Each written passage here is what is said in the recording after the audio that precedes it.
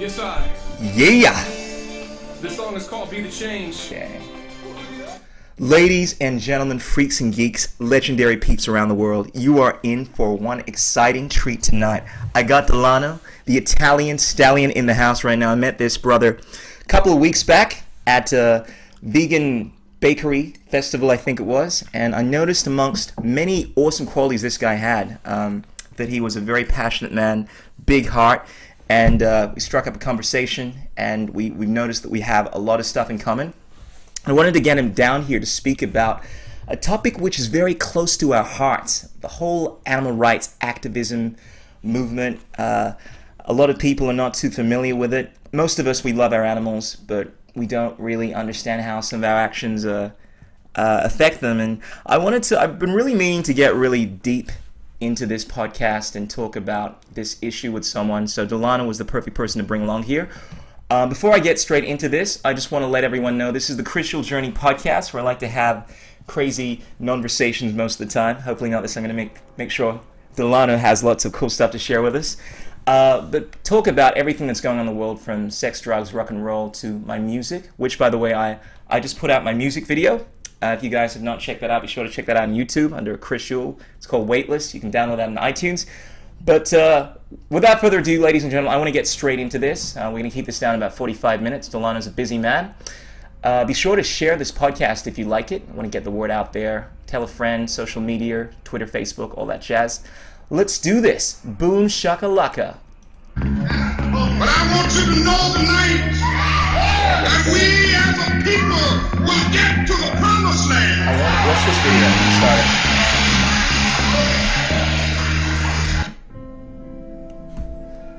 Wanted to start this podcast with this video that really illustrates the movement and stuff.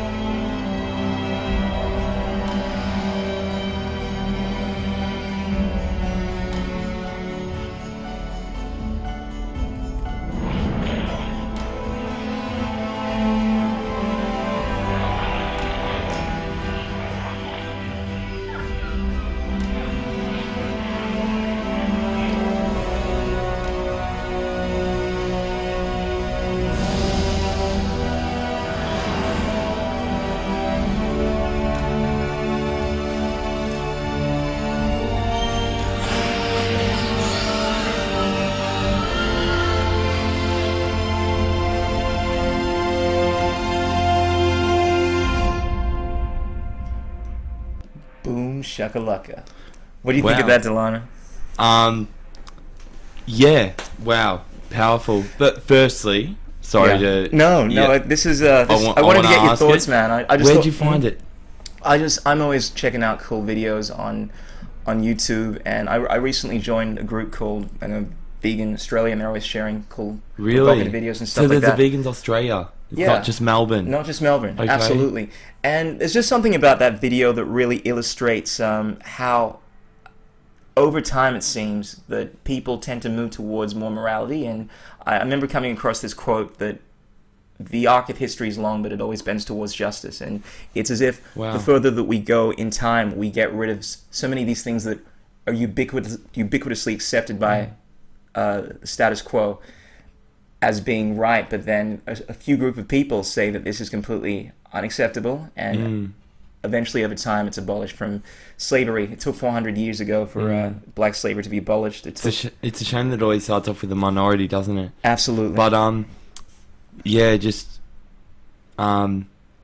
powerful. I want to know who did it, who made the video. Was it a specific animal rights organization, or probably Mercy for Animals? Or I'll put it on this podcast once the whole thing's done. But, Also, just for my own future benefit, Vegans Australia, that's a Facebook group that people can join. I'll add you, man. I'll Okay, add you. perfect. Ladies and gentlemen, I hope we haven't put you up with that video. Please stay with us. I don't want to guilt trip anyone, but I do want to share information on this podcast. I know that this topic is always a controversial one because so many of us, I think most of us, we all love animals and we don't want to see them harmed. And Absolutely. I think the reality is, the harsh truth is that in one way or another, I mean, I at some point was obviously complicit doing things that are probably not advantageous towards animals, and I really wanted to talk to you on this podcast because I know that you're a very passionate person when it comes to human rights. I remember the first time I spoke to you, you were talking about wanting to start some kind of a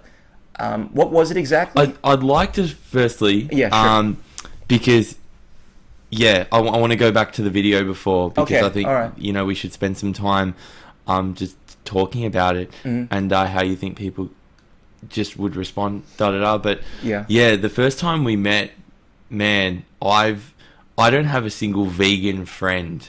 Period. I mean, I've got some friends that are vegetarian now, and they've sort of progressed with their own reasons for doing so. But we really related. It's crazy. It's crazy. It is. You're not like. I went off and I did actually talk to people about that experience because I've never been comfortable talking about my beliefs to that extent without having to stop myself because I know the other person's omnivore and it'll make them feel uncomfortable. Exactly. And my favourite line is when they just say, it's awful, but then they just completely try and change the subject. And then they'll just go off into a different tangent. I deal with that every day. Workplace, I don't think there's a single vegetarian at the minimum where I work. I never meet anyone in my industry that that feel that same way or that I could ever talk about. I'm usually at restaurants like the Meat and Wine Co. I've never paid anything there. I will not buy anything from there. I have only eaten vegan there at special request. How long have you been vegan for? 2.5 years ish. It's about 2.5 years, maybe a bit under, but I was vegetarian before then for a good 7 years before then. So in total about 9-ish years all up, just not eating meat. Because you seem very passionate. The one impression I got from you was that you weren't doing this with one foot in the water. That's the right expression. You seem very passionate about this whole thing. The fact that you won't eat at restaurants that support what you're against. And it's a hard thing. I mean, we can go into it in terms of like Woolworths and Coles, for example. And I shop at Woolworths and Coles. I can't help but feel like by purchasing solely vegan food from those stores, you're not directly supporting those industries that decide to invest and support the dairy industry, the egg industry, the meats industries, and you're telling those companies like Woolworths and Coles, because they work on the whole demand, they work on demand. So when there's a consumer demand for a product, they're going to stock the product to make money. So I refuse to support it in that way. Well, some that's vegans on another probably level. don't even. Some vegans only shop at vegan stores, possibly. All power to them, but it's very expensive. Yeah, you see, that's what I mean. You're the first vegan I've spoken to that takes it on that level. I mean, obviously most of us don't want to buy meat or things that are supporting the industry, but the idea of not purchasing anything from a store that has anything to do with meat or animal products, that seems like another level to me. Yeah, definitely, and I respect it for anyone who does that. And, whether you're even a fruitarian who only buy fruit and veg, but I'm sure they're probably buying from a store that does. Yeah. But, these conversations should come up and they should be healthy, and there should be a respect to those who decide to only buy from maybe the cruelty-free shop, which I've yet to be, and yet to go and visit, but I want to. Yeah.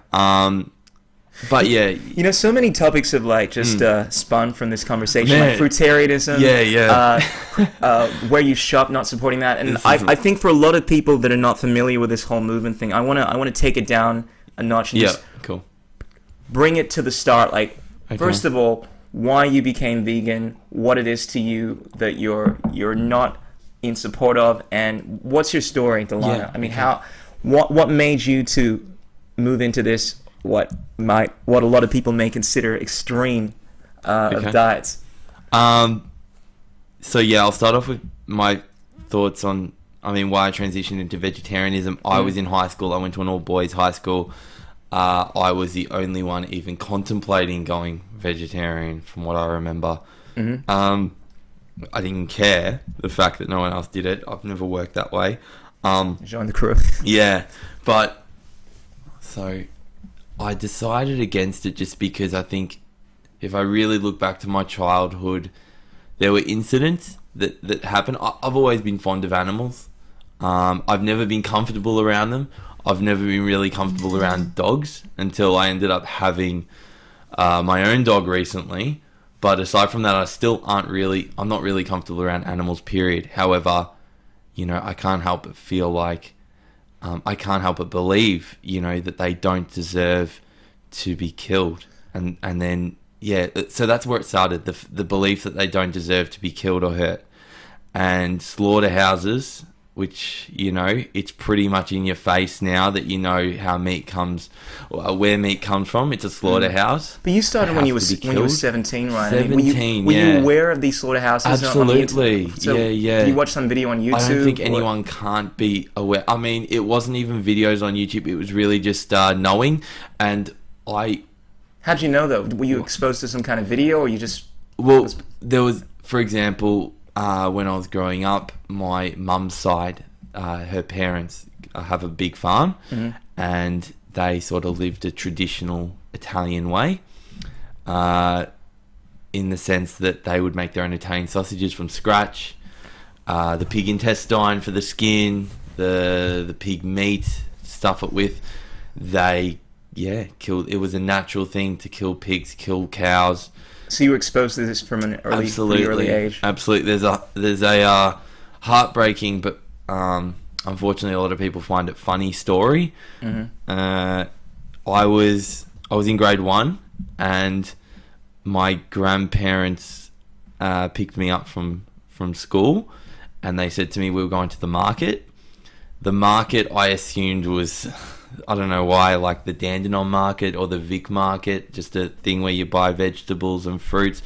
No, it was a cattle market. And we went there and they said, choose whatever animal you want and you can take it home. So I really wanted a little pig. I've always been really fond of just the little pigs. And instead, I ended up choosing a goat because this goat that I was looking at ended up coming up and chewing on my coat drawstring. It's a cute story. But, they're amazing creatures. Yeah. So I chose the goat, and unfortunately, I only had it for about a week. I took it home, you know, as a kid, played with it at the backyard, brought it to school for show and tell, bringing it around. Everyone loved it. Then the goat had to move to my grandfather's farm because they have huge land. Yeah. And it was considered cruel, the irony. It was considered cruel to keep it in a small backyard, which is the one that we had at our house. So the next day, I went back and it was gone. You know, it was meant... Apparently, it kicked the chickens and it ran off. So I don't know why this story of kicking the chickens came into place. I'm assuming it was just to make me feel like, oh, it was a bad goat, so kicked some chickens and ran away. But no, I embarrassingly, actually, like, it doesn't bring me any joy to say this, and I'm not proud of it either. But yeah, I actually didn't know what happened to the goat, but I ended up eating it, like, eventually later on. So your parents obviously my grandparents did killed the goat and they fed it to you. Well, my grandparents did it, and my parents just sort of they knew, they accepted, they let it go, and Yeah, and look, that story still. I was about 14 when I actually I brought would have it been up. absolutely livid, man. Was shocked. So when did they tell you? I mean, when did you find out? That's the thing. I genuinely, and I'm not an ignorant person, and I'm not gullible. So for me to actually have believed that for so many years, it never really even crossed my mind too much. But yeah, I ended up finding out. Because we were talking about it, and then I mentioned it, and everyone just started laughing, and at that moment I realised. Yeah, that's such a powerful story, man, because it sucked. Yeah, of course it sucked, but I think it illustrates that when you have a connection towards something, then you see it for what it is. I think the issue is that so many people are disconnected from the animals that they eat, that are on their dinner table, because they don't have any relationship with them. And I was listening to this lady. She's the lady that coined the term carnism, which is the philosophy that it's right to eat meat. There's this cognitive dissonance where it's okay to eat one type of animal but not another. We love one animal, but we have the other as our food. And she uses this powerful analogy, which is very similar to your story, about imagining if you were having dinner at someone's house and they fed you the most amazing pie, that happened to be meat pie, and you end up saying, this is the most amazing piece of pie I've ever had in my entire life. This is amazing. Well, what on earth is this? Well, how did you make this?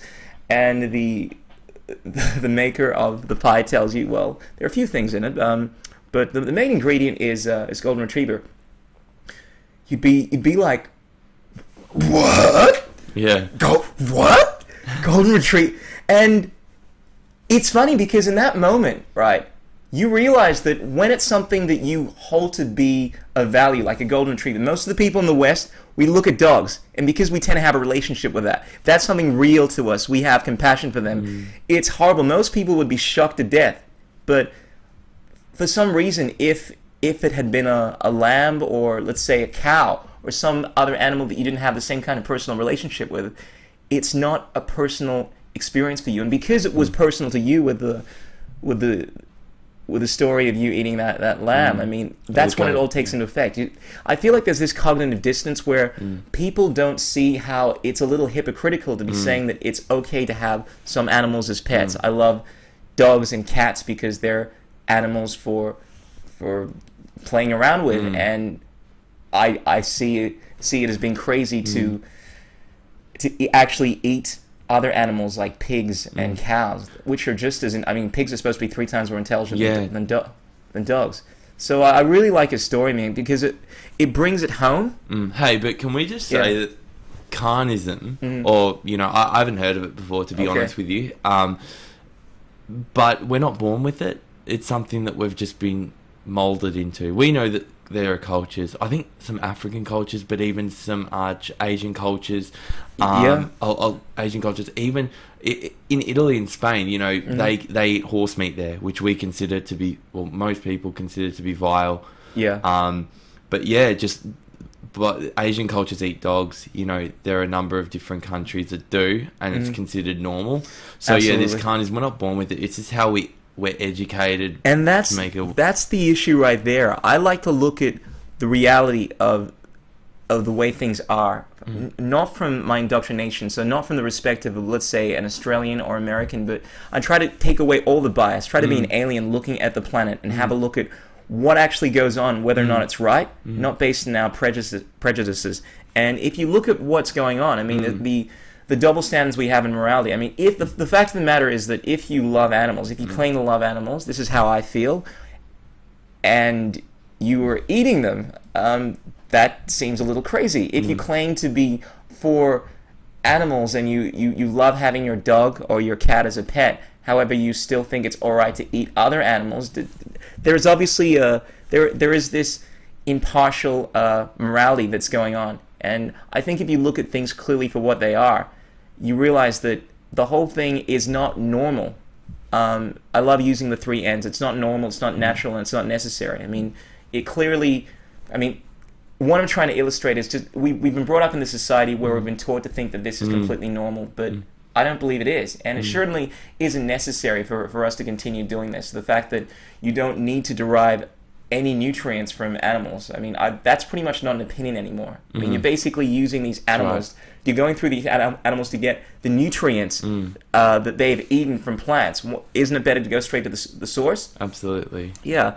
And, I mean, at the end of the day, you realize that this whole setup is not the best way to go about things, just because it's been like this for thousands of years. Yeah. They said the same thing about slavery. I mean, I often look at so many of the arguments they made with slavery about how, look, this was the only way that they could do things. We needed slaves.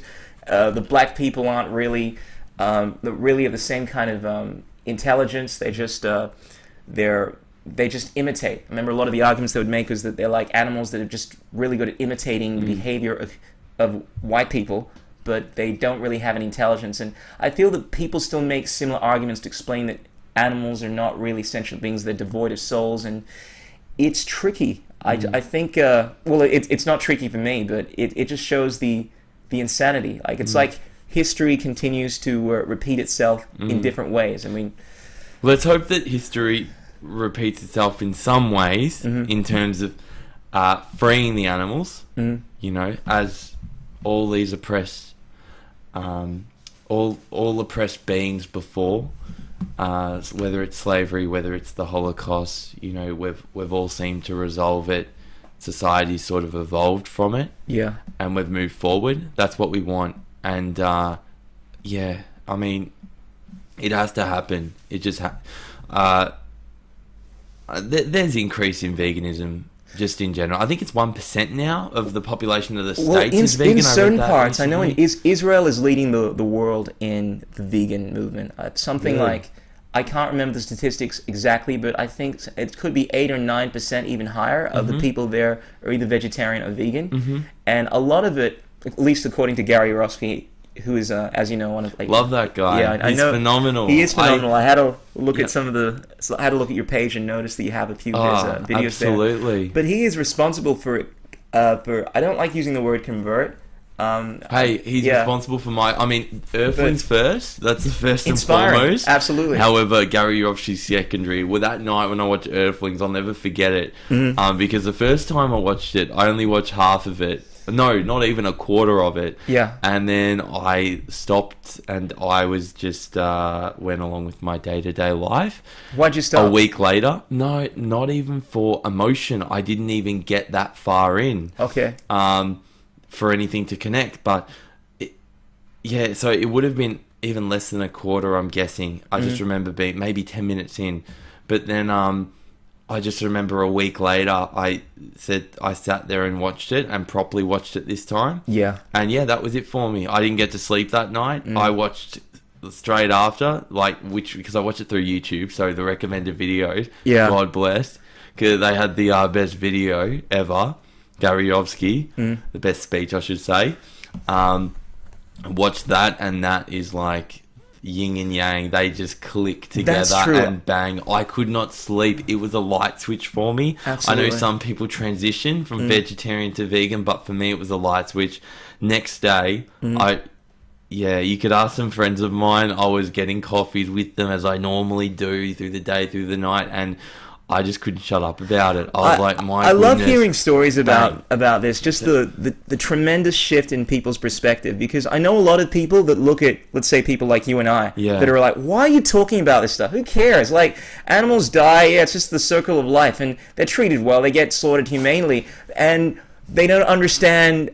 selfish. No, but here's the thing, like, it's not about I mean, to me, it's not really about selfishness, but it shows that, for starters, there's this massive shift in consciousness where I feel people that have not been able to see things from at least the way that we see it, it's almost like a magic trick where I love magic, right? And I often use this analogy because when people are seeing a magic trick and they have no idea how it's done, they're caught up with it. It's the coolest thing, you know? They're like, what? But they're in this state of consciousness where they have no idea how this person is able to pull the wool over their eyes. And then once you see how the magic is actually done, that you're like, oh my god, I can't believe that I could have fallen for that. They're like two completely different states of consciousness, before the magic trick and after. And I feel that you're at the after stage of the magic trick. You see everything for what it is, and you're like, oh my god, I can't believe that I fell for this. And everyone else that can't see the magic trick the way that you see it, they're in this weird reality, and they look at someone like you as, like, what? Come on, man. This is clearly magic. But it's not. You have a different way. I mean, you've obviously been gifted with an understanding of how things work, and there's like a light switch. And reference Gariowski again, take off those blinders. Absolutely, and it's like perfect, man. It's perfect. You take it off, the light just comes out of nowhere, and all of a sudden everything's lit up, and you can just see everything for how it is. And you need to accept it. Yeah. And how good? First of all, best reason for being vegan. I mean, the aftermath is amazing. You feel amazing. That's the best thing about it. Absolutely. You know, it's the feeling. So yeah, I mean, you could say I'm just as selfish as the next person. I want to be like, people should be vegan just for their own self, you know, because how good is the health benefits, the feeling behind it. I without a doubt have been the healthiest that I've ever been in my life. And I used to compete. I know that you box. I used to do athletics here. As a kid. I competed in the nationals in triple jump. Penultimate state champ. That just basically means I came second. I like saying penultimate because it makes me sound cooler. I was in long jump, competing in the states. I was a district pentathlon champion like twice. Oh, really? The bottom line was I was competing at a high level. Now I'm much older now, but ever since I've been on a vegan diet, without a doubt I'm stronger, I'm faster, and I was having some health issues like probably about 5 years back, and I noticed that changing my diet it helped me in a lot of ways, man. I mean, but you know what? I mean, besides the health reasons, I mean, people say that you should go vegan for health. To be completely honest with you, if it was purely a health issue, I wouldn't be as irritating as the typical vegan. There's this whole perception of vegans being really irritating, which is true because who doesn't know this? The reason we're pushing it is not necessarily because we want you to be healthy. I mean, if I knew that there was some amazing pill that you could take that would cure you of all the diseases in the world, I would tell a few people about it, but I would stop pushing it if they didn't want to hear about it. But when it revolves around a tremendous amount of injustice, the fact that these things that you hold to be your friends are suffering because the majority of the people are facilitating the enacting of violence on these sentient beings, then it's not just a matter of bringing it up once and letting it go. It almost becomes necessary for you to educate people because there's this great quote that there's evil in the world not because of evil people, but because of good people that do nothing, or to that extent. And it's difficult because I'm the kind of person, like yourself, I know you want to get along with people, you don't want to be rocking the boat, but it's almost incumbent upon you to speak out when you see injustice. And the difficulty for me at the moment is I'm in a situation where ultimately I want to pursue my music. This is my passion, and it's almost a bit like being a politician because in order to be successful, you need to please the masses. Otherwise, people won't support you. Your success is dependent to some extent on how many people support you. And if you have these crazy extremist ideas like massively caring for animals and not wanting to see them tortured and killed, and people are not in line with that, it makes you seem outside of the... You can be strategic though. That's true, and I do. I try to be strategic with it. I mean, fair enough, they're not, there's no record label with a gun to your head saying you need to support the meat industry. Yeah.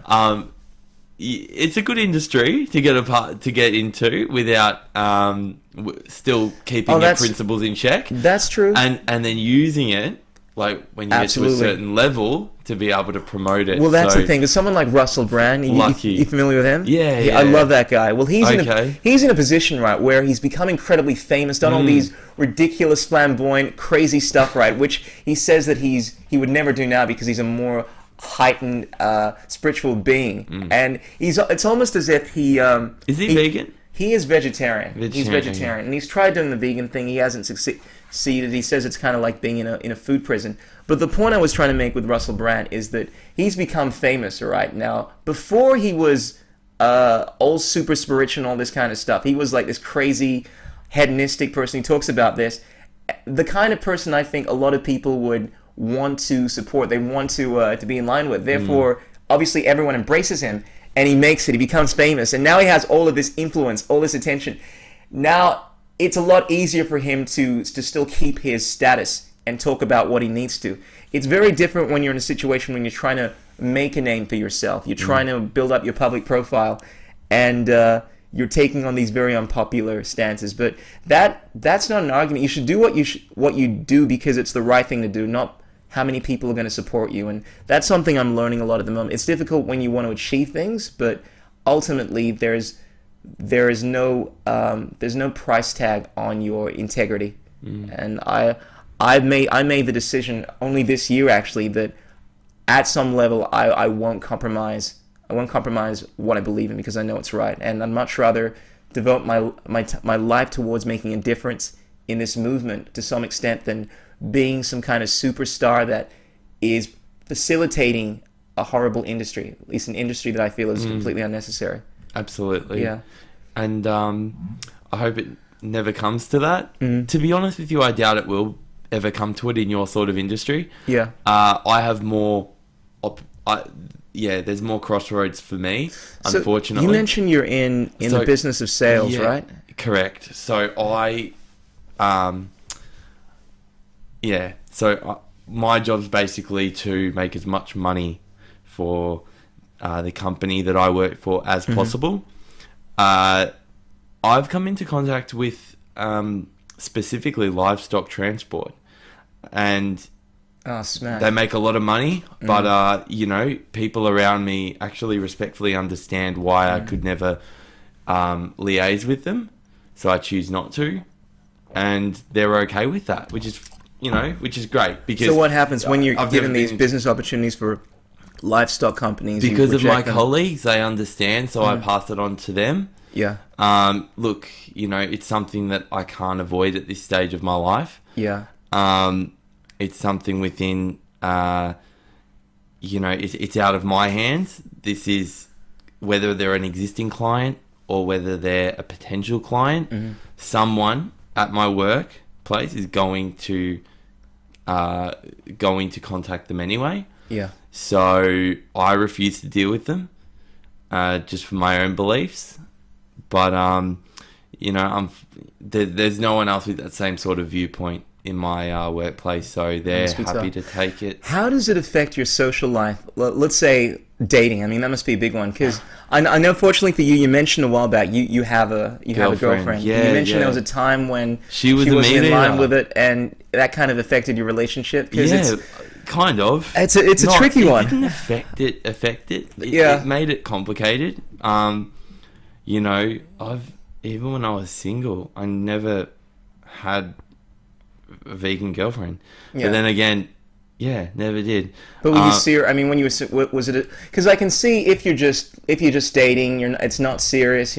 But when I suppose you're looking to start your life with someone, something like a religion, a philosophy on the way that you live your life, which is what it comes down to. Absolutely. Obviously, is going to impact you if you're not on the same wavelength. Yeah. So, I'm a big believer in. I mean, because I started my veganism for ethical reasons. I'm completely against oppression, and however way you want to look at oppression, I'm against the oppression of animals, so I'm a vegan. However, I'm also against the oppression of people's beliefs. So by me smashing the hammer on my girlfriend and telling her, you have to do this, you have to do that, I know that it would be like bashing your head against a brick wall. It's not going to do anything, me forcing it, and I wouldn't want to. I'm against it. I really am. So for me, I had to tolerate it, her choices. At first, actually, she openly admitted that when she first heard that when I first told her I was vegan, there was that sigh back in the day that we were sort of Was dating. it a sigh because she knew things were going to be difficult, or a sigh because she thought you were a weirdo? Difficult. All right. Yeah. Difficult. Because that's understandable. But you know what? She openly admits now, like, that's why I love her, because she's honest. It's one of the great, traits that she possesses. So she at least, understood, told me straight out she doesn't understand it, and she still admits it that she didn't understand it before.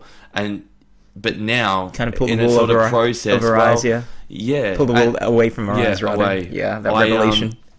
Yeah, I ended up sort of enlightening her a little bit as to why. And it was a gradual progression. And, you know, there were a lot of hurdles involved, just especially talking about the future. Absolutely. And the kids situation. I mean, this is going too far in. Not at all. This comes up a lot now in the conversations I have when I'm dating. I rarely bring this stuff up, but yeah, I mean, if you are looking at starting something serious with someone, and I'd imagine you are, if you,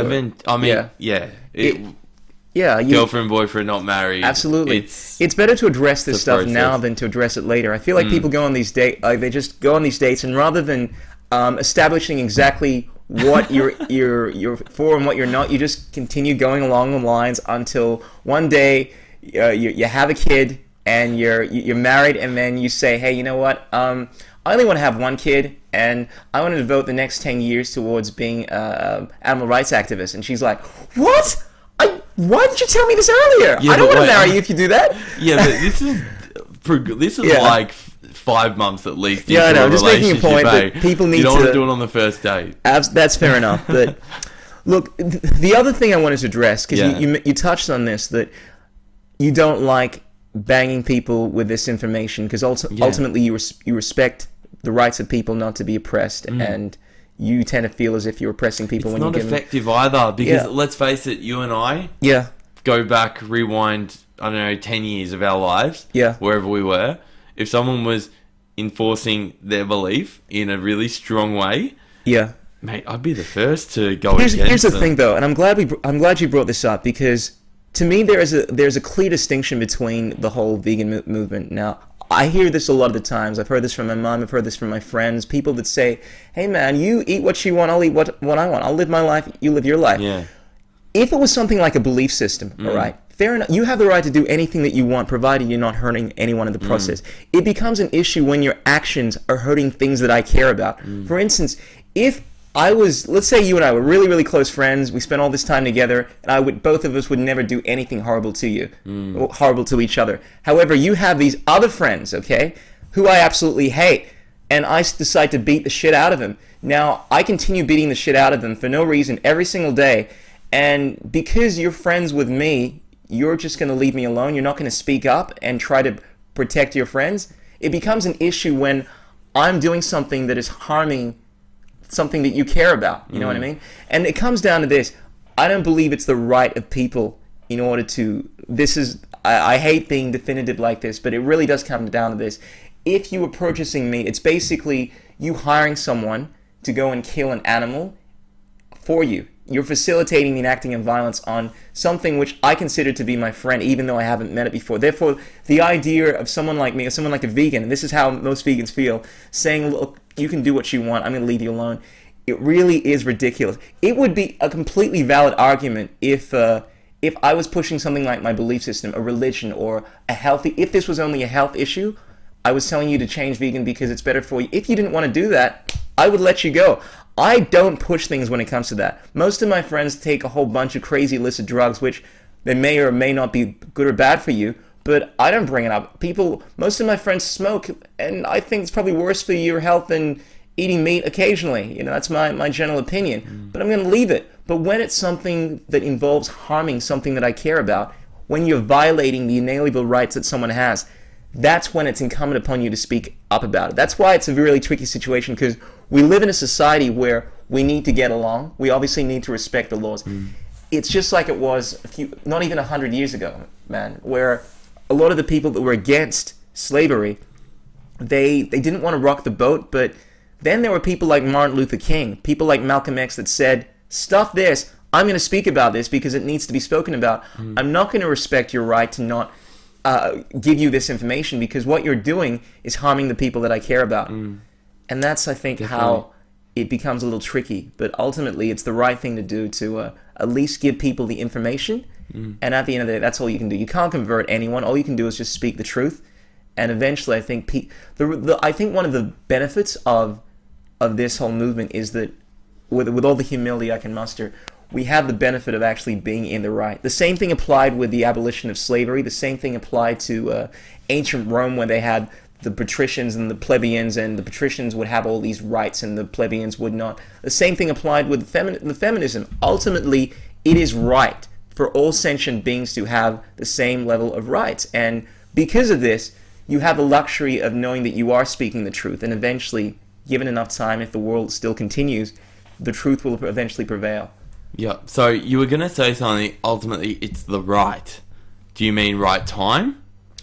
In the context that, wait, I'm not sure if I follow.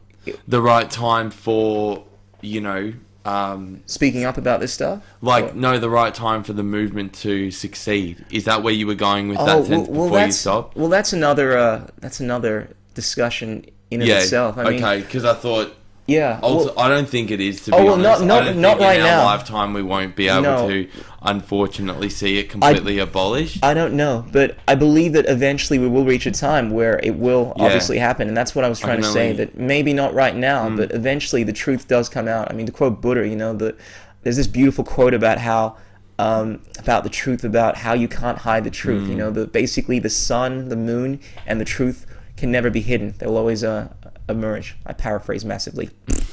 Hey, but you know what you were saying before about the respect thing, that's an issue that I face, not a lot, but it's happened, and it's within family usually. That's a big one. It's a huge one, man.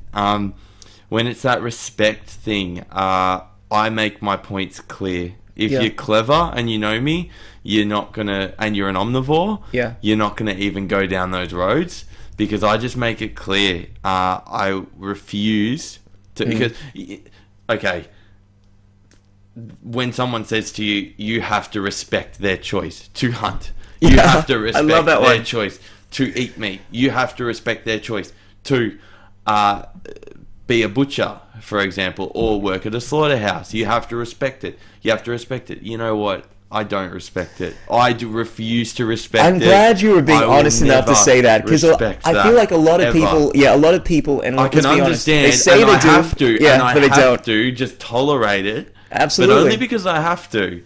Only because I have to. If you didn't tolerate people for eating meat, I mean, I might be going to extremes here, but technically, if you can't tolerate it, then that means that you'd be a walking, protester, because you'd be going around, you'd see someone eating meat, and you would have to go up to them and talk to them.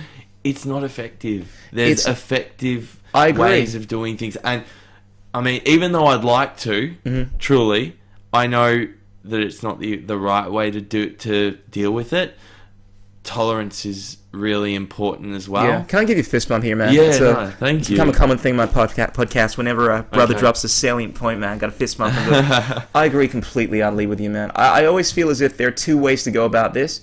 I'm not denying that they can be effective, but I found in order to maintain your own peace, it's better to go about this more diplomatically. It's not that you're compromising your truth, but to try to do things more compassionately, rather than taking on the Malcolm X or Gary Yourofsky approach, like, you're a fucking idiot if you believe this.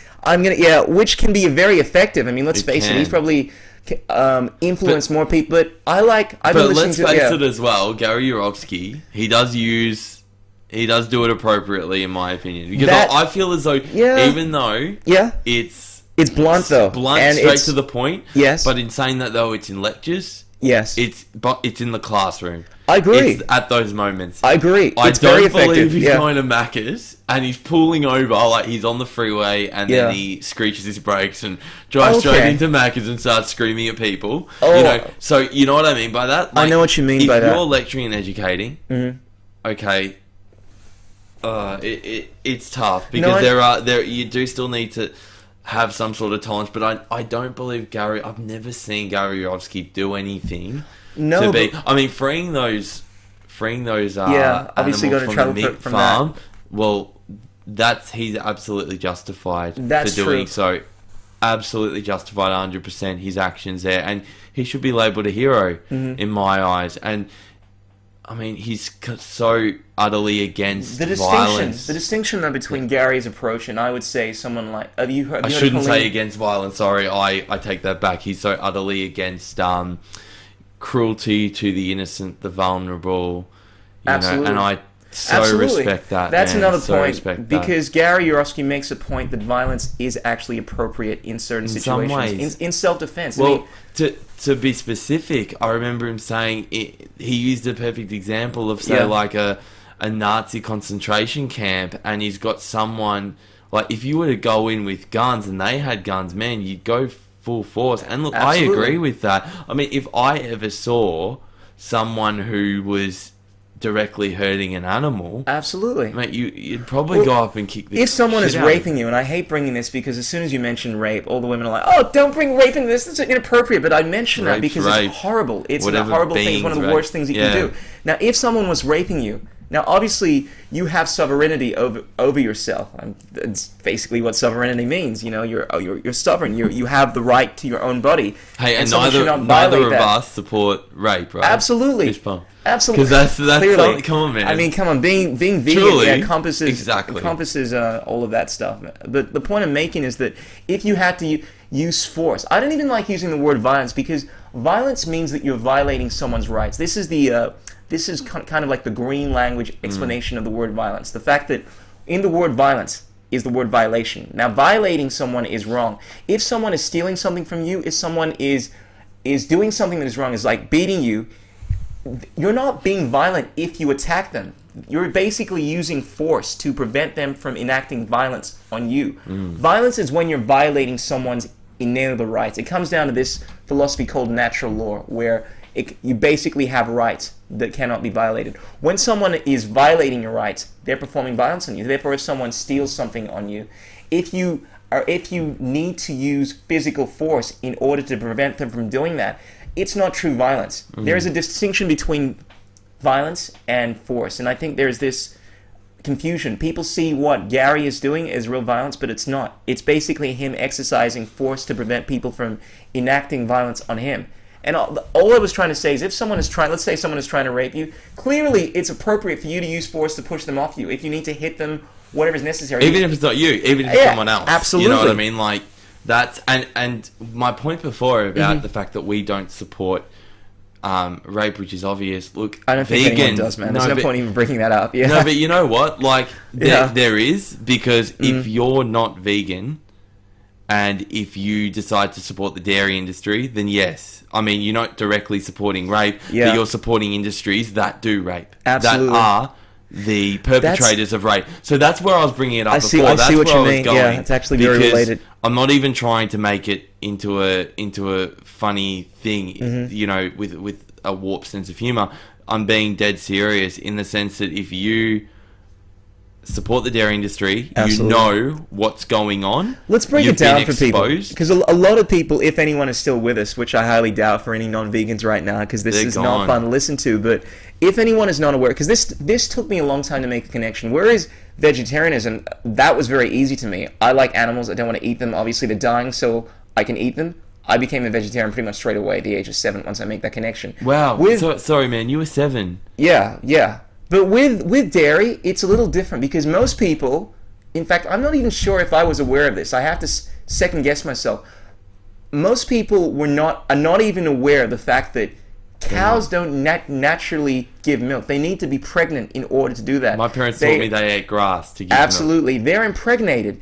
And what happens is that once they give birth, their calves are taken away from them pretty much immediately, and it's one of the most traumatizing things to watch. Even worse, it's not immediately. Well, there's a time frame where they can bond, and it's just it's deplorable. And like, absolutely. Yeah, but the point is, it's first of all the fact that these animals are raped by having a lot of the times they have semen implanted into them. By artificially inseminated. That is actually rape. This is all what is necessary in order to provide milk, and the fact that their calves are taken away from them, which is one of the most traumatizing things you will ever see. It happens with also goats, as you're aware, and many other animals. And any animal that lactates. Absolutely, this is just so that you can enjoy milk. And a lot of people aren't aware of this, and this is what. Fair enough. This does not have to apply, but in basically 95% of situations, with the way that we get our milk, this is what you're facilitating. In India, I know that they do have a practice where they too tend to have this more of compassionate relationship with the animals they have. They tend to not all, but really cows. Absolutely. I'm just talking about cows specifically. Yeah. They allow the cow to feed its milk to its calf first, and then they take the milk from the cow, provided it's not showing any distress.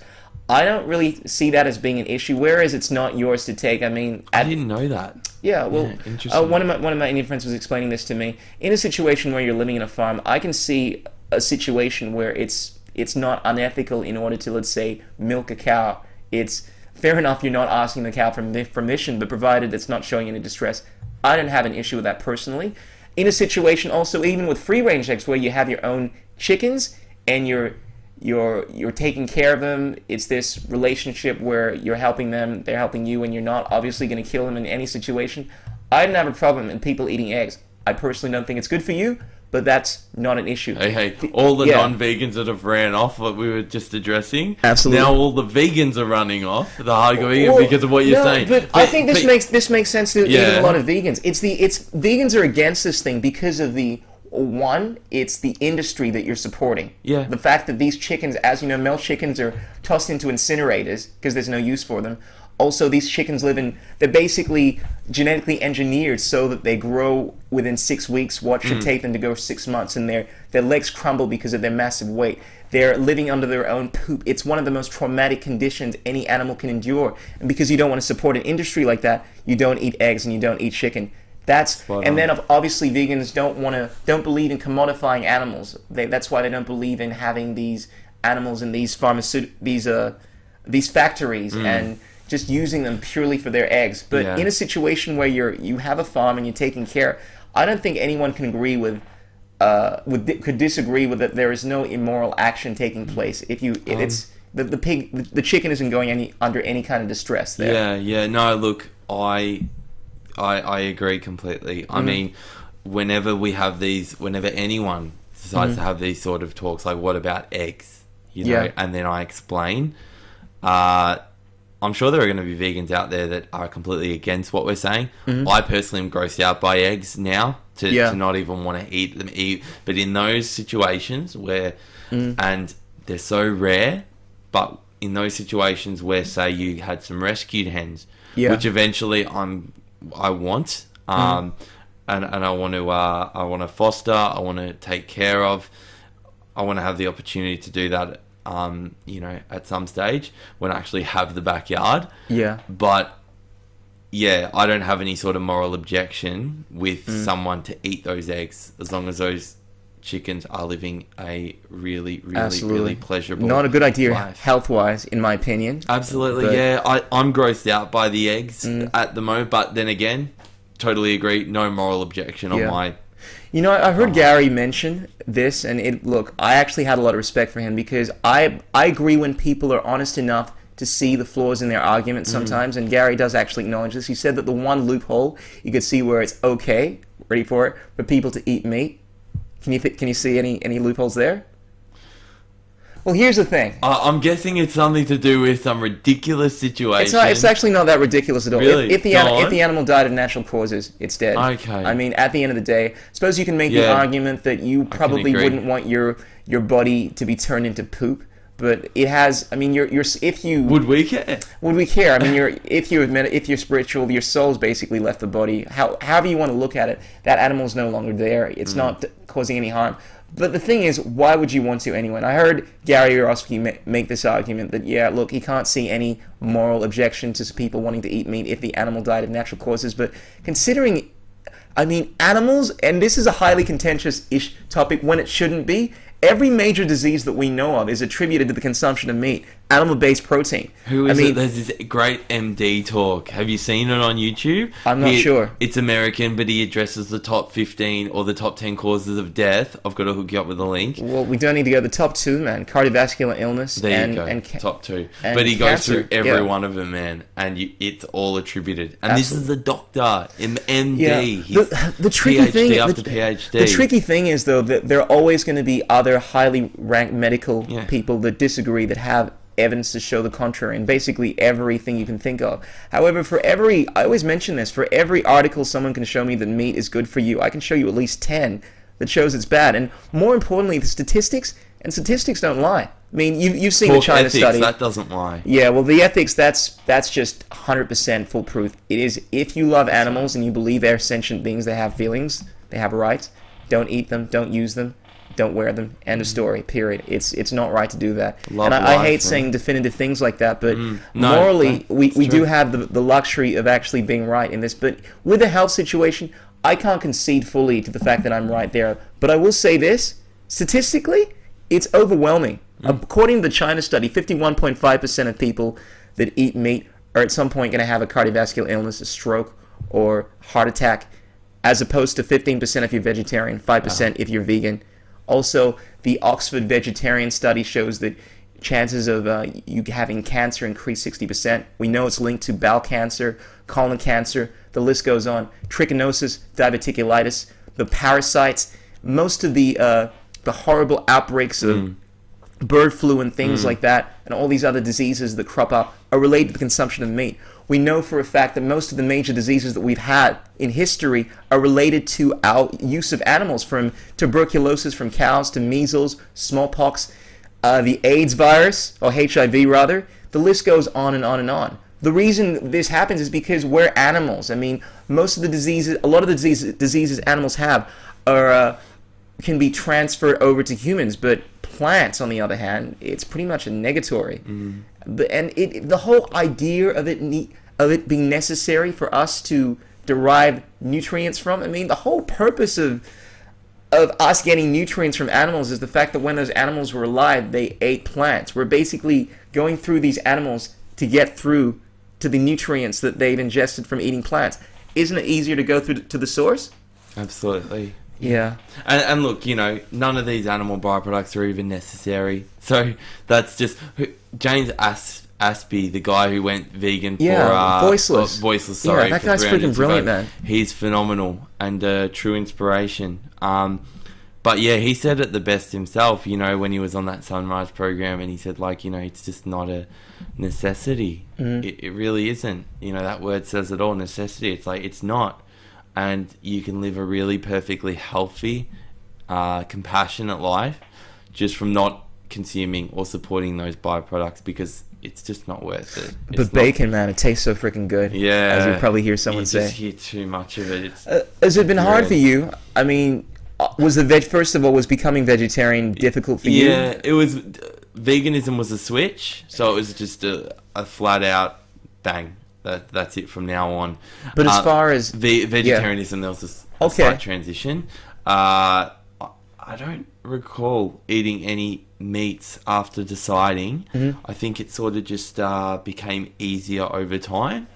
But I'm quite lucky because my grandmother, she's vegetarian. She's Sicilian as well, and her food is phenomenal. She's a true master chef. You know, she's constantly in her garden. Sorry. She's constantly in her garden. She's constantly... she's a testament to health. I mean... So she grows all of her food. She's a testament to health. She grows it all. She cooks every day.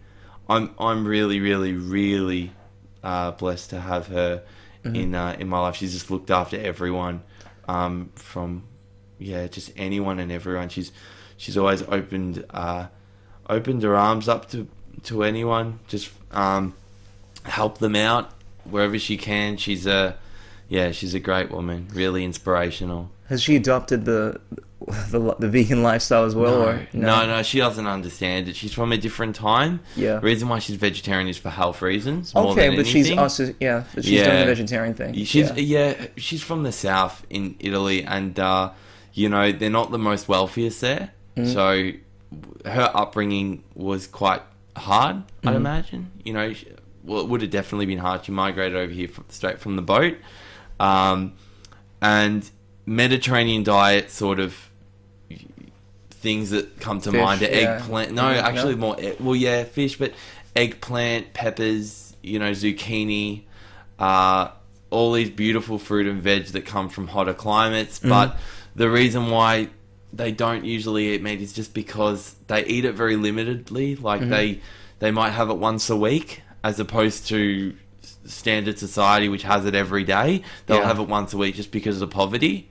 And also everything just preserved in olive oil you can think of, so that it lasts through the hot climates and it lasts a long time. But the food's spectacular. I actually, as a vegan traveling back to Italy, it's just absolutely beautiful to be among so many great like-minded people over there. They've got a great array of different vegan restaurants. So it's really easy to be vegan in Italy. It is, yeah, definitely. Majority of pizza, if you take away the cheese. You can have soy-based cheese now, right? It's pretty popular, at least here and in the UK. Yeah, definitely. Yeah, I just saw a post on Facebook about Smith & Daughters doing this vegan mozzarella. My God. It's the vegan buffalo mozzarella. It's a mozzarella cheese. It's vegan. Yeah.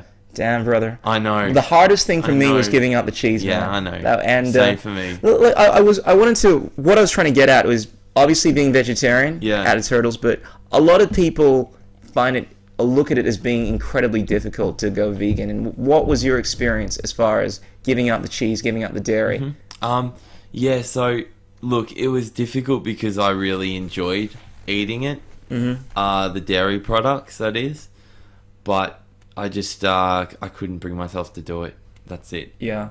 I think that's the real key thing there. I've heard this quote. Sorry, this is a meme a while back, that the difference between those that fail and those that succeed trying veganism is that those that fail are focused on themselves, and those that succeed are focused on the victims. I mean, the whole idea... I've heard that one too. It's great. Yeah. Absolutely. My whole idea, if this was a health issue, I would leave people be 100% of the time. The reason that, particularly this year, I've been more active about the whole thing is that I actually care with a capital C about these animals. I watched a video probably a few months ago. That is the only video I've seen. Earthlings, man. Like, one of my things is I devour everything. Like, the amount I have watched probably over 500 documentaries over the last 3 years. There was this site called Esoteric Tube.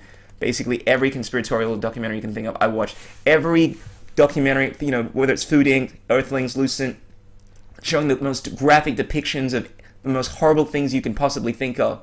All the horrible things that have happened in history. I devour that stuff, right? And I say this stuff not because I want to sound arrogant, but because I can expose myself to a lot of stuff and not get too shaken up. I watched a video not long ago that showed a lamb being separated from its what do you call a baby goat? I guess it's a lamb or something like that. Yeah, a lamb being separated from the mother. Yeah, absolutely. And just seeing that thing, the way that it screamed and the way that it went up to the truck trying to be with its goat, and it was bleeding as well. The way that it had been treated, its entire backside was covered with blood. And watching that thing, I tried imagining the most horrific thing that I could possibly imagine going through, and that would be, let's say, seeing a family member that I love being treated like that. And that's out of all the things that I can imagine that would cause me the most amount of trauma, that imagining a family member would be that. And me seeing what was happening to this goat, it brought about the same feeling that it brought about me imagining that happening to family. There was something so incredibly tangible, visceral, palpable about that goat. The way that it was screaming, the way that it was behaving, that seemed so kin to me. Like, that was not just it's my family, you know what I mean? And for the first time I realized these things are actually, in every sense of the word, living, breathing, sentient beings that have a right. And the idea of supporting this industry, it's not acceptable. And it's difficult because we live in a society where I truly believe a lot of people aren't aware of the extent, the amount of pain that goes on, where all we see is this beautiful, all these amazing sports and you're right. The majority of people aren't aware. Absolutely, but if they were, there is no doubt in most people's minds they would understand that this is the greatest social injustice issue since the abolition of slavery. And there needs to be more support as well. Yeah. Which needs to come from, I guess, willing participants in terms of volunteers. I know that there's already contact numbers, I believe, or contact sort of lines that vegans can actually call for sort of like a support thing. But look, I doubt it's going to be any sort of kids helpline That's sort true. of thing. I think it's going to be one of those. They wouldn't get many calls to begin with. But what I'm saying about the support is there needs to be. People need to take it more seriously. Basically a network. Because I'd imagine, have you found it? You mentioned that I was probably the only vegan that you'd met, at least recently. Have you found it difficult not being around people that have the same mindset? Because I find yeah, definitely. You know, just tolerance in general that you got to deal with every single day. It is difficult. And it's always it's actually, like I said, it was sort of alien talking to you because I didn't really know.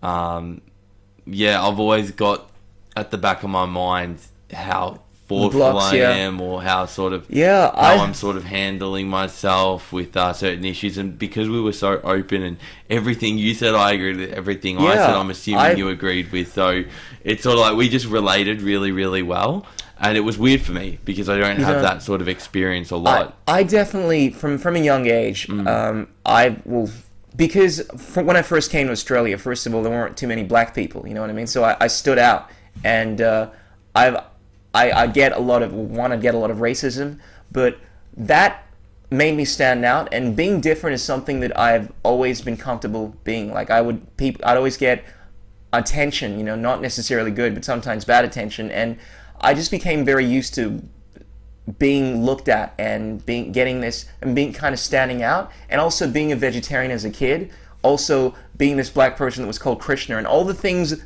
that I've had to deal with from a young age have made me be comfortable standing out. Therefore, when I speak about veganism or something like that, and it makes people very aware that I am different in the fact that I don't have the same diet, it's not an issue with me because I'm so used to being different anyway.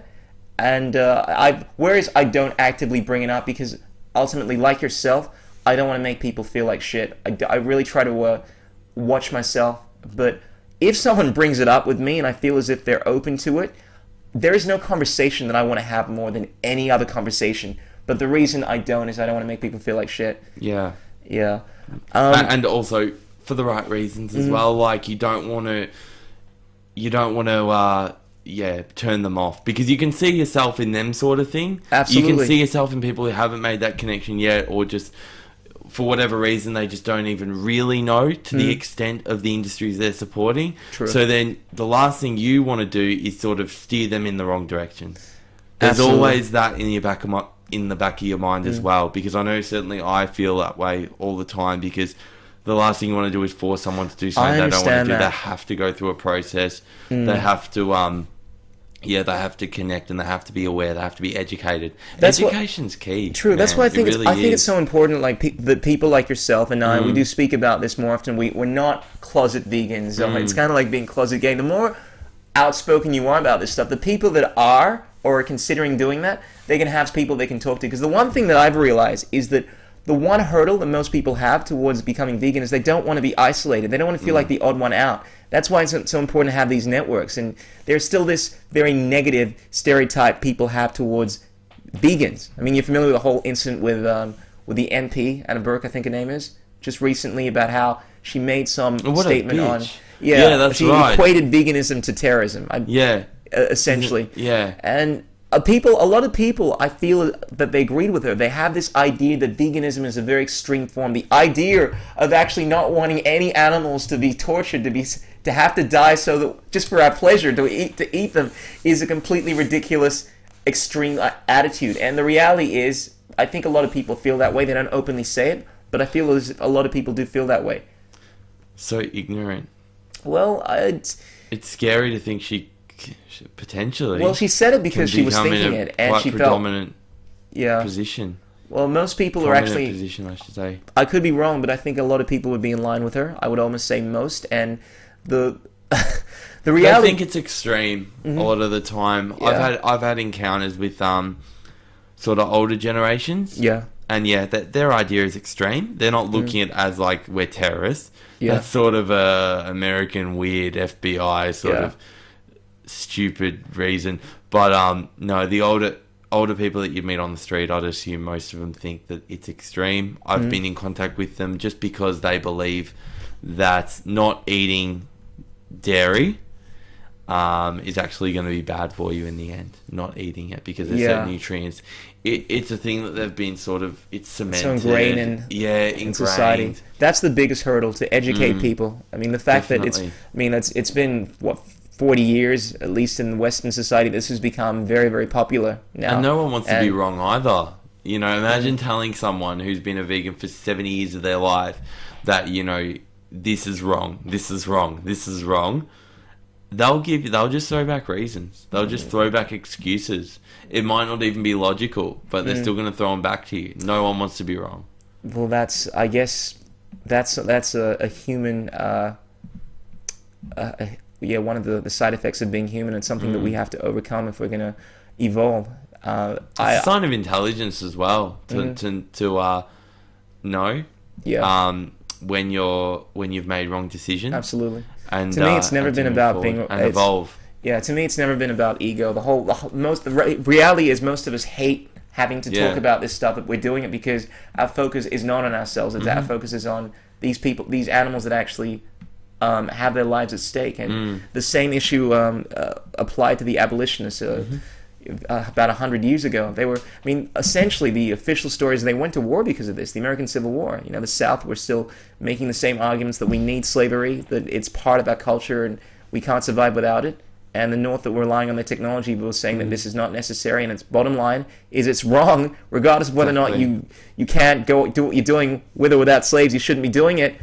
All the reasons that they gave back then as to why slavery should still occur, all the reasons why people are giving to support the meat industry. And the parallels are unbelievable, man. Exactly. Even the same way that black people would be, you'd have, you know how they basically stamp them with the branding. The branding, yeah. My God. We use the same approach with cattle. Jews to the Holocaust. Just the same sort of branding. Absolutely. Except in a different way. But it's still a painful way that isn't to the person's consent, and they're looked upon as just a number. So that 269. 269. I feel like it's not the first time I've heard that. What is that? So 269 was inspired by a cow or a calf, I believe, somewhere. That didn't want to die, and not necessarily. No? I don't know if it didn't want to die. I just know that calf inspired this whole movement, and it was this day, the 26th of the 9th. I can't remember what year, but I was away somewhere. I was traveling. I was somewhere in Europe, and anyway, it was this day of solidarity, that all vegans in every country would come together. Demonstrate. Some people actually got branded that day. You've probably seen photos of people physically getting branded. Everywhere, man. They had it, whether it's Greece, whether it's Italy, whether it's France, whether it's Melbourne, whether it's Israel. That is pretty extreme, brother. Every country. No wonder these vegans get such an extreme reputation, man. That is getting branded, like actually getting branded. I was actually that's extreme for me. This is where I kind of like bow out. No, see, I actually got tattooed that day. You got tattooed. They had the branding, but then I ended up getting tattooed. That day, everyone basically got free tattoos who wanted to demonstrate there, and I decided to get it just as a sign of solidarity. It means a lot to me. It's probably my most meaningful tattoo I have. Can we see Forever a vegan. Flash that. It's actually on my chest, so come and show those girls your sexy muscles. That's another thing. You can't even shake that. You must have a six-pack. You're a boxer, right? Well, yeah. I get into it a little bit here and there. I used to be into it a little bit more. But yeah, I go to the gym. You know, I keep fit like that. I like the outdoors, so any excuse to get out there and with beautiful weather, I'll be out there. So that's the one thing I really appreciated about seeing you, man. Like, you looked healthy, you know, strong build. The worst thing is that there are some vegans out there, and it's not through any fault of their own, but people get this perspective of vegans being anemic looking because they don't take care of themselves. They tend to be these tree huggers and whatnot, and in order to put the positive, the right idea of what vegans are out there. It's important for us to be the change that we want to see, to represent the best aspects of it. The fact that you can be healthy, can be intelligent, you can be joyful. You don't have to be these depressive, anemic-looking people, of which a small section of the community are. So when you see someone that does actually look like a normal person, unlike myself, man, this freaking freak, it's encouraging, man. And I think it's all about representing and trying to be the change that you want to see in the world, because that's the only way. That's the main way people change. They see someone that they really admire. I'm sure they're people that you look up to as a kid, and you're like, wow, these people are so amazing, and you start doing every single thing that they do. What? Michael Jordan has like 8 Weet-Bix? Actually, probably wouldn't have had any Weet-Bix considering it was from the States. But you're like, oh, I'm gonna have 9, 10 Weet-Bix. Yeah. Oh, what? He wears a red shirt all the time. You start emulating the things that they do, and it's important to use that as a way to represent how you want to affect the vegan movement. Stop being... The stigma's not as much there anymore, in terms of like what people perceive vegans as. However, it's definitely this healthy variety of anyone can be a vegan. Absolutely. There needs to... Whatever stigma's left, it needs to be broken. We need to have more vegans out there, paving the way for the future generation. Absolutely, man. Let's make this snowball, because it's not about us, it's about just living a life of compassion. Absolutely. And that's how life should be lived. Let's wind this thing. The one thing I wanted to do before we start this podcast and get a chance to do, there's this counter that is usually on one of these animal rights websites that shows the amount of animals that have been killed as the time goes by. Okay. I didn't get to put it up here. I'm probably going to just do an estimation. Like it's basically an algorithm that shows you how much, but it's ridiculous. Like it has a look at all the marine animals, the chickens, all the different types of animals, and after just a few minutes, it's unbelievable.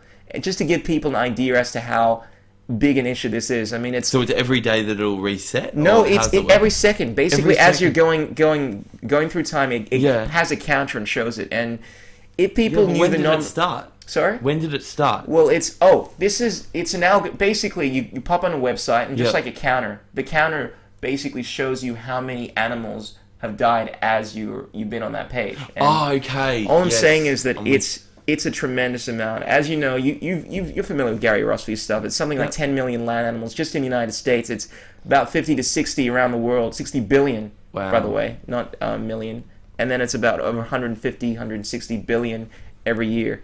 And it's devastating. It's devastating. So it's one of the and look, I'm not a big fan of discussing this stuff, but once again, it's something that I feel I have to do. It's kind of like taking care of a sick parent or a grandmother or something like that. Like you do it because you love them, but it's not something you don't enjoy having to take your time when you'd rather be doing activities that you would much rather be doing, like playing Xbox, man. Like, we could have been playing some games right now, man. But we decided to. I'm sorry to burden you with this depressing podcast, brother, but I hope I was keen. Yeah, man, I was keen. It's cool having someone that that has the same kind of mindset and talks to you about this stuff. This is really just an opportunity for me to hang with you. By the way, this is a step in a direction that I haven't gone before, even though I was vegan for like over 2 years. I've never really participated actively. That's something that I've changed. I mean, me too. This is the first year I've started doing that. I do support organisations though. Yeah. I think you got to give where you can, and there is fantastic, and they're not just animal rights organisations. There's one in particular that I support, but there are also other charities that I support wherever I can. However, and I think that's important as well. It doesn't have to be a lot, just something, every single month, whatever, or wherever you can do. And it's good. It's good, and it's always good to be conscious about who you're giving the money to. Just being able to scrutinise those particular non-for-profits or charities. Because if you can't give money, I mean, information. Just share the information. Absolutely. It doesn't take much to. Yeah, no, look, and that's something that I feel like I want to start to do more of. Be active and participate where I can. Yeah. Physically, not just not just like financially. So well, it's not my style to force conversations on people to be going out in the street and telling people to look at these banners and things like that. But I truly believe that it's all about information. Once people become aware of what is actually going on, that they see the magic trick for what it is, I truly believe that it will shift their consciousness. Time and place as well, you know, at certain events, at certain certain times where you can actually sit there and talk to someone or stand and talk to someone, you know, just being able to strike up a conversation. Absolutely. But Delano, thanks so much for coming on this podcast. No, that's okay. I hope people check this out, they get something out of it. I'm going to share this on the Vegan Melbourne page and the Vegan Australian page, and if people like this and they want to get in touch with you and I, or even come down to my podcast, I'm based in Melbourne, in Oakley.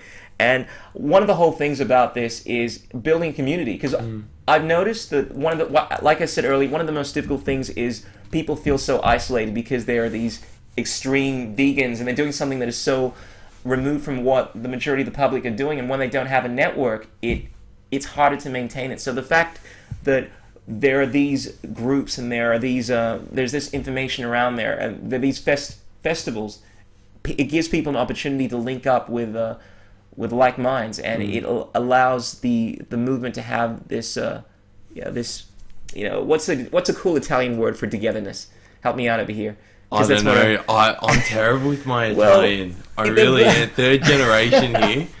Need to text my girlfriend, I think, to get her to... okay, well, I'm just going to say togetherness. That's my really bad Italian accent, but I'm just trying to bring unity towards this whole thing. That's pretty exact. Yeah. Yeah, you're good. All right. But Delano, seriously, I appreciate the freck out of you for coming down here, man. I'm going to give you another fist bump. I'm going to tag you on my Facebook page and get your social media. Do you have a Twitter or something? I don't have Twitter. It's generally an American thing, but... ladies and gentlemen, be sure to share this podcast if you like it. Drop Delano a message. Unfortunately, he is already taken, so all you hot girls out there, just keep your hands to yourself. You're killing me. I am available, just in case you were wondering. But yeah, I hope you guys get something out of this. If you're still with us, I hope we brought up some things that have made you consider the state of the world and opened you up into, well, a different state of consciousness. So much fun. Thank you. Thank you again for having me. Thanks for coming down, man. No, really appreciate it. This is great. Thank you. Until next time, ladies and gentlemen, freaks and geeks, peace out, keep it real. This is the Christian Journey Podcast. Don't drive and text. Ow! Yay. I'll leave it there. That was really good, man. Thank you. Yeah. Seriously.